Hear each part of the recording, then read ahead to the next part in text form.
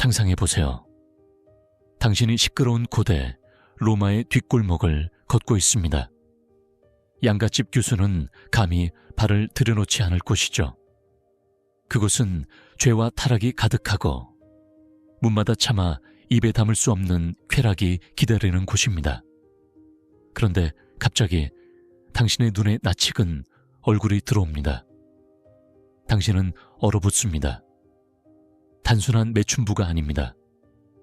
당신 앞에 있는 사람은 바로 로마의 황후, 당대 통치자인 클라우디우스 황제의 아내입니다. 그녀의 한마디가 나라의 운명을 바꿀 수 있는 여인이 싸구려 사창가에 서서 짙은 화장을 하고 도시의 가장 밑바닥 여성들과 경쟁하기 위해 스스로를 낮추고 있습니다. 충격적이죠. 하지만 이건 시작에 불과합니다. 왜냐하면 발레리아 메살리나는 단순히 쾌락을 추구한 것이 아니었기 때문입니다. 그녀는 자신의 섹슈얼리티를 제국 전체를 뒤흔드는 무기로 만들었고 결국 비극적인 종말을 맞이하게 됩니다. 로마 황후가 어떻게 공공의 집에까지 가게 되었는지 이해하려면 그녀의 삶이 시작된 순간으로 돌아가야 합니다. 서기 38년, 로마 전체는 이상적인 결혼식이라 불린 축제를 열었습니다. 15살의 어린 메살리나는 클라우디우스 황제와 결혼했습니다. 로마인들에게 이 결혼은 고귀함과 신성한 혈통의 계승, 그리고 후계자에 대한 약속 등 그들이 숭배하는 모든 것의 구현이었습니다.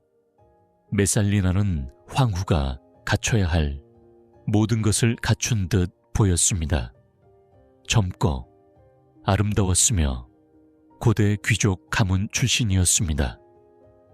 그녀는 2명의 자녀를 낳았고 통치자의 아내로서의 역할을 완벽하게 수행했습니다.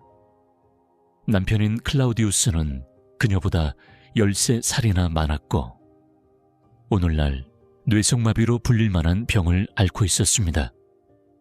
그러나 당대 사람들의 눈에는 그가 이렇게 아름다운 아내를 얻은 것을 행운이라 여겼습니다. 모두가 메살리나를 로마미의 표준으로 묘사했습니다. 금발머리, 세련된 이목구비, 흰 피부. 공식 행사에서 그녀는 위엄의 화신이었습니다. 하지만 로마는 극단적인 대비의 도시였습니다. 겉으로는 엄격한 미덕이 요구되었지만 그림자 속에서는 격렬한 정욕과 타락이 끌어 넘쳤습니다.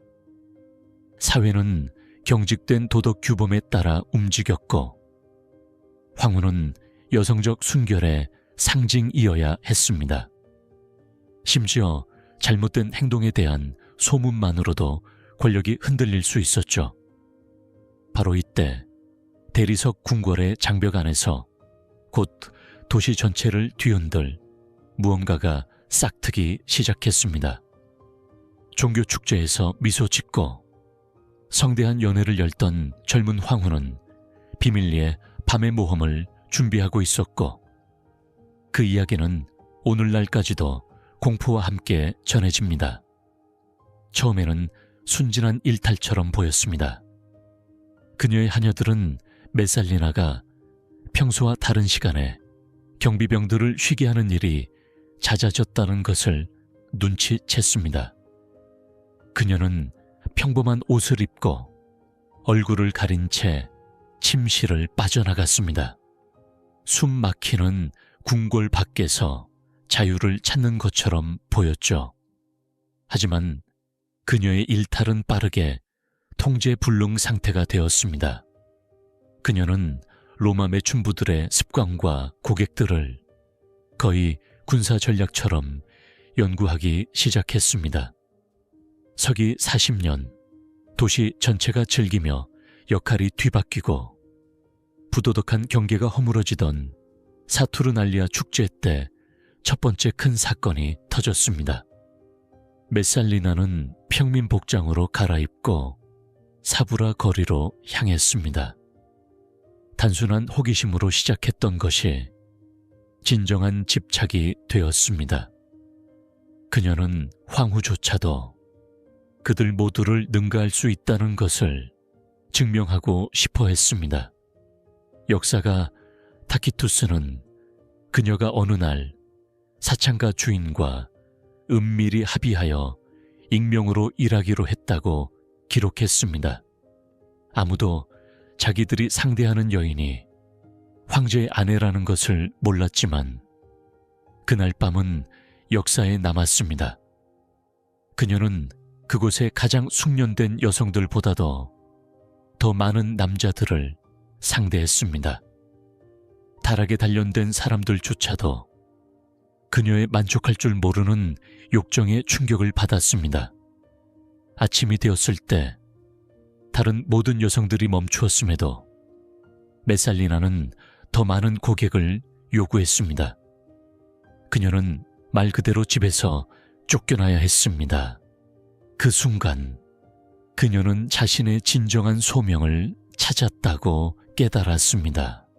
메살리나는 우발적인 하룻밤의 일탈로 멈출 생각이 없었습니다. 다른 이들에게는 일회성 관계였던 것이 그녀에게는 새로운 삶의 방식이 되었습니다.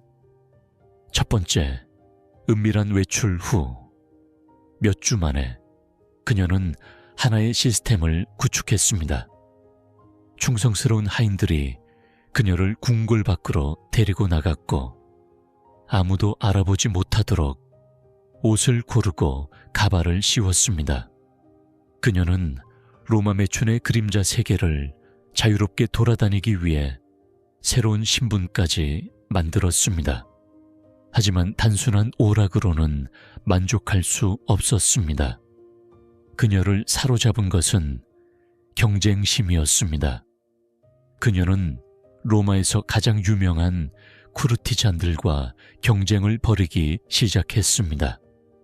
판도는 금, 명성, 명예 등 엄청났습니다. 황후는 도시의 어떤 여자도 자신의 지구력을 따라올 수 없다는 것을 증명하려 했습니다. 가장 떠들썩했던 경쟁은 서기 41년에 일어났습니다. 모든 귀족들이 검투사 경기장만큼이나 볼만한 그 광경을 보기 위해 비밀의 집에 모였습니다. 메살리나의 상대는 오랫동안 무적으로 여겨지던 전설적인 매춘부 신라였습니다. 조건은 간단했습니다. 해질녘부터 해 뜰 때까지 더 많은 남자를 받는 사람이 승리하는 것이었습니다. 신라는 힘을 분배하고 쉬고 에너지를 아끼며 현명하게 행동했습니다.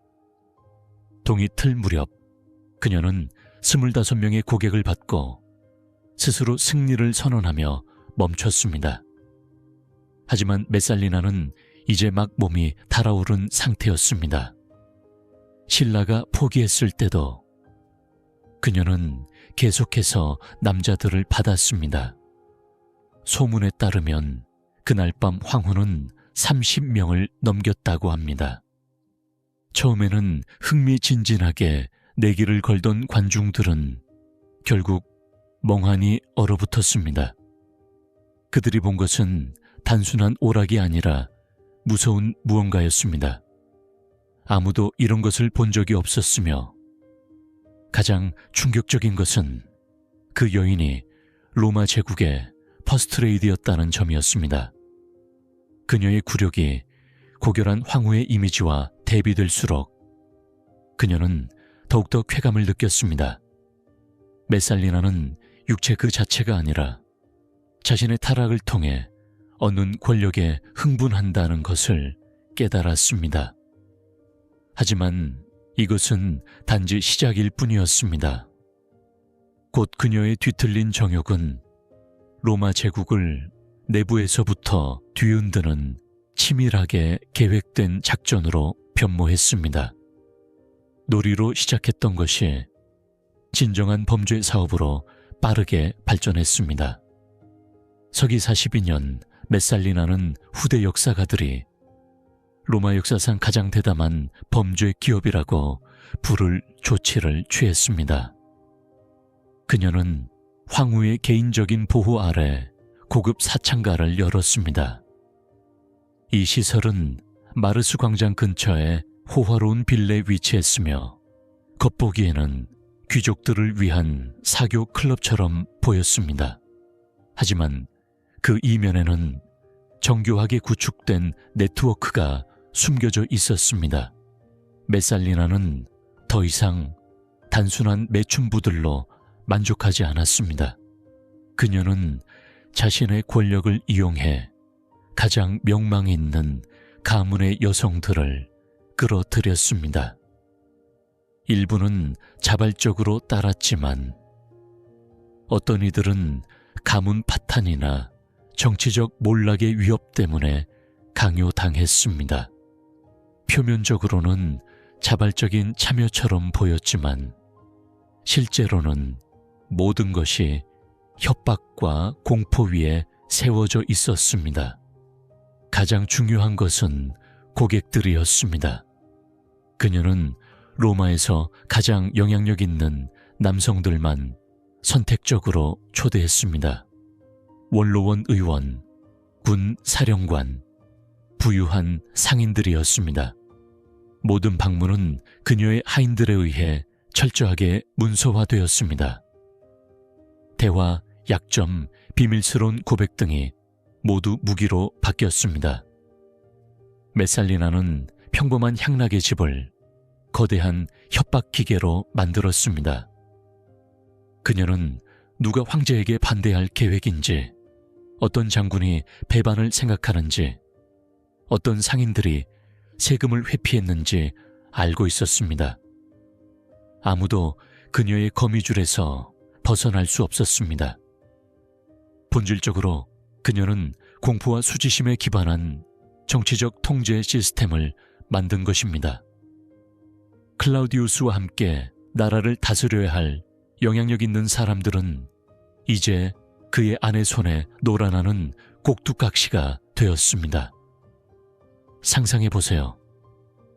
원로원과 군대에서 조건을 지시하던 남성들이 자신들의 가장 더러운 비밀이 황후의 손에 있다는 것을 깨닫고 황제에 대한 그들의 어떤 행동도 대중적인 수치로 이어질 수 있다는 사실을 알게 되는 것입니다.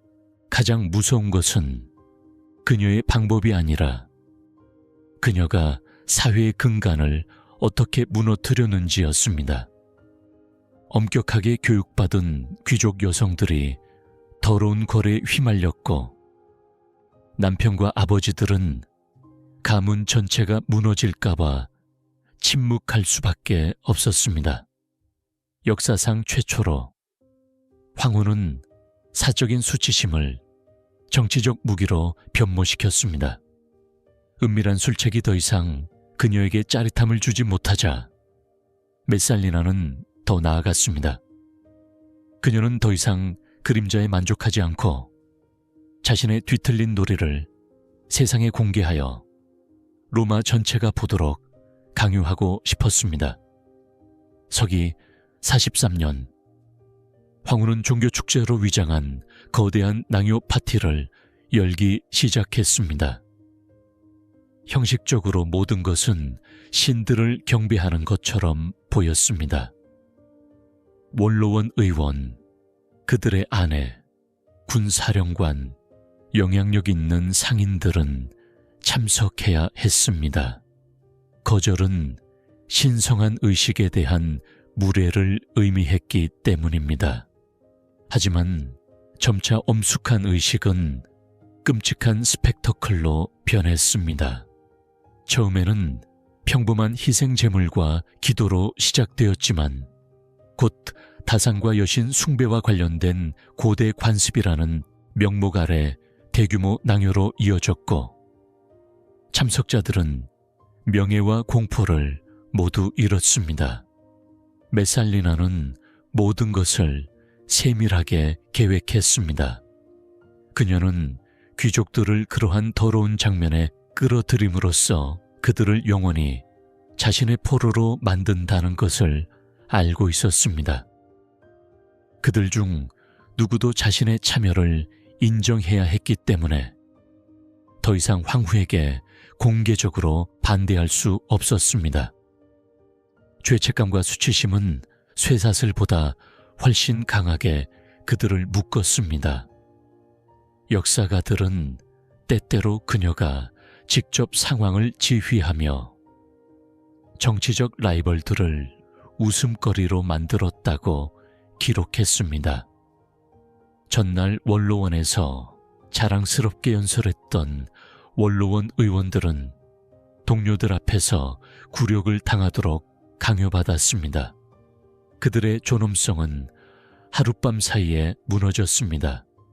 메살리나는 성적인 굴욕이 어떤 처형보다 강력하다는 것을 깨달았습니다. 가장 끔찍한 것은 그녀가 이러한 행위에 귀족 자녀들, 존경받는 가문의 10대들까지 끌어들이기 시작했다는 것입니다. 모든 것은 신들에게 바치는 희생이자 신성한 의무로 제시되었습니다. 부모들은 자신들의 죄가 드러날까봐 반대할 수 없었습니다. 이로써 온 가족이 덫에 걸렸습니다. 외국 대사들은 로마 정치인들의 행동에서 이상한 변화를 감지했습니다. 한때 자랑스럽고 자신감 넘치던 그들은 이제 겁에 질리고 위축된 모습이었습니다. 군사 및 국가 지도부가 심리적으로 무너진 것입니다. 황후는 수치심이 칼보다 무서울 수 있다는 것을 증명했습니다. 서기 48년, 메살리나는 모든 경계를 넘어섰습니다. 그녀는 타락한 로마에서조차 생각할 수 없는 행동을 저질렀습니다. 황제 클라우디우스가 곡물 공급을 감독하기 위해 수도를 떠나 오스트리아에 있는 동안 그의 아내는 자신의 결혼식을 주선했습니다. 이것은 단순한 비밀 연애가 아니었습니다. 그녀는 사제, 증인, 공식 문서까지 갖춘 완전한 결혼식을 조직했습니다. 그녀의 신랑은 젊은 원로원 의원 가이우스 실리우스였습니다. 잘생기고 야심만만했지만 그가 어떤 일에 얽혔는지 이해하기에는 너무 순진했습니다. 메살리나는 그를 새 남편이라 불렀고 자신을 그의 황후라 칭했으며 심지어 대관식까지 준비했습니다. 상상해보세요. 현직 통치자의 아내가 다른 남자와의 결혼을 선언하면서도 여전히 황후의 칭호를 유지하고 권력을 행사하는 것입니다. 결혼 피로연은 여러 날 동안 이어진 낭요 파티로 변했고 양심의 마지막 조각을 보존하려던 귀족들조차도 휩쓸려 들어갔습니다. 로마에게 이것은 공개적인 도전이었습니다. 더 이상 아무도 눈을 감을 수 없었습니다. 메살리나는 종교의식이나 밤의 비밀 뒤에 숨는 것을 멈추고 황제 자신에게 도전했습니다. 실리우스는 곧 자신이 정욕의 포옹이 아닌 모든 논리를 집어삼킨 여인의 광기가 만든 덫에 걸렸음을 깨달았습니다. 하지만 이미 너무 늦었고 그의 이름은 재앙으로 끝날 수밖에 없는 국가 전복과 엮이게 되었습니다. 충성스러운 사람들이 클라우디우스에게 아내의 행동을 알렸을 때 그는 처음에는 믿지 않았습니다. 메살리나에게조차 불가능해 보였던 일이었습니다. 그러나 증거는 명확했습니다. 황제의 손에는 문서, 증언, 그리고 공개적인 결혼식 자체의 사실이 있었습니다. 이것은 단순한 배신이 아니라 권력 기반 자체에 대한 공격이었습니다. 클라우디우스는 군대와 함께 로마로 돌아왔습니다. 메살리나가 아직도 결혼을 축하하던 정원에서 현실이 그녀를 덮쳤습니다. 동시대 사람들은 그녀의 마지막 순간을 히스테리와 필사적인 공포의 혼합으로 묘사했습니다. 그녀는 협박, 타락, 권력의 네트워크가 황제의 가장 강력한 생존 본능이라는 힘 앞에 무너지고 있다는 것을 깨달았습니다. 그녀는 신속하게 처형되었지만 그녀에 대한 기억을 완전히 지우기로 결정했습니다. 클라우디우스는 그녀의 동상을 파괴하고 비문에서 이름을 지우며 그녀 자체를 다무나티오 메모리아에, 즉 영원한 망각에 처하도록 명령했습니다. 이로써 수치심을 통해 통치했던 여인은 국가적 수치심의 힘에 의해 파괴되었습니다. 그리고 그녀의 죽음과 함께 하나의 시대가 막을 내렸습니다. 섹스와 타락이 세계 최대 제국의 통치를 거의 대신할 뻔했던 시대였습니다.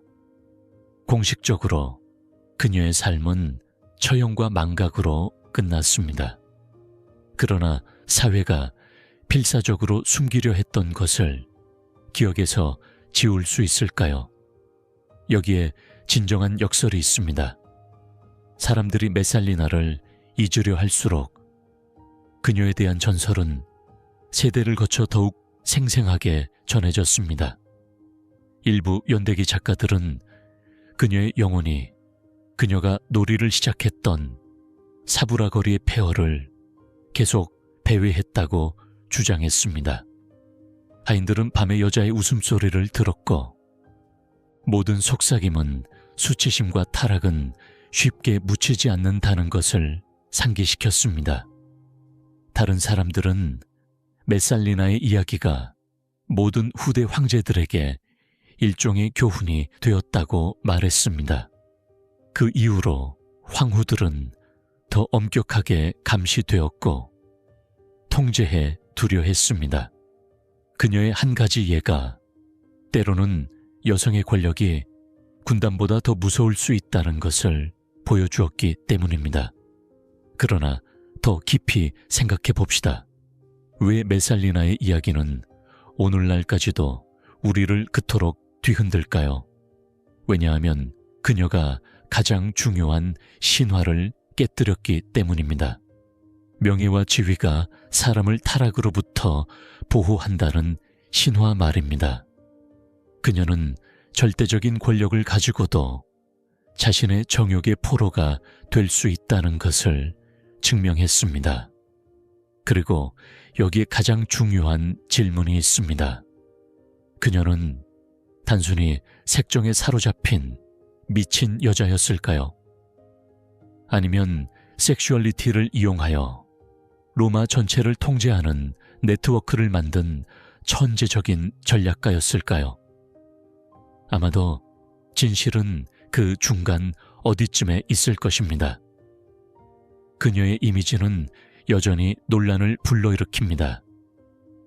어떤 사람들은 그녀를 괴물로 보고 어떤 사람들은 여성이 완벽한 인형이 되거나 남성의 은밀한 정욕이 허용하는 곳에서 힘을 찾을 수밖에 없던 시스템에서 자란 희생자로 봅니다.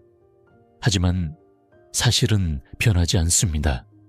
메살리나의 이름은 오늘날까지도 타락, 야망, 그리고 파괴적인 정욕의 힘을 상징하는 단어로 울려 퍼집니다. 그녀의 이야기는 속삭임, 은밀한 대화, 심지어 거리에서 상연된 풍자극 속에서 살아남았습니다. 사람들은 황후가 하룻밤에 30명이 넘는 남자를 능가했고 원로원 의원들을 굴욕시키고 귀족들과 그들의 아내들이 광란의 파티에 참여하도록 강요했다고 말했습니다. 이 소문들은 두려움과 매혹을 동시에 불러일으키는 전설이 되었습니다. 하지만 여기에 비밀이 있습니다. 메살리나에 대한 기록들은 그녀의 적들, 즉 원로원과 귀족과 관련된 역사가들이 썼습니다. 이것은 그녀의 이미지가 과장되었을 가능성을 의미할까요? 어쩌면 그녀는 정말 위험한 음모가였지만 그녀의 이야기는 너무 많은 권력을 가졌던 여성을 비방하기 위한 편리한 도구였을 수도 있습니다. 로마는 통제에서 벗어난 황후들을 용납하지 않았고 그들 각자에게서 죄를 찾아냈습니다. 어떤 이는 마법으로, 어떤 이는 방탕으로, 어떤 이는 배신으로 고발당했습니다. 그리고 그 밑바탕에는 항상 여성은 한계를 넘어서는 안 된다. 그렇지 않으면 파멸을 맞이한다는 한 가지 생각이 깔려 있었습니다. 그렇다면 메살리나는 진정 누구였을까요? 미친 색정광, 천재적인 정치 조작자, 아니면 여성 권력에 대한 남성들의 증오와 공포의 희생자? 이 질문에는 명확한 답이 없습니다. 그러나 바로 그것이 그녀의 이야기가 오늘날까지도 우리를 사로잡는 이유입니다. 그녀는 권력과 정욕이 제어되지 않을 경우 가장 위대한 제국조차도 파괴할 수 있다는 것을 상기시켜주는 그림자와 같습니다.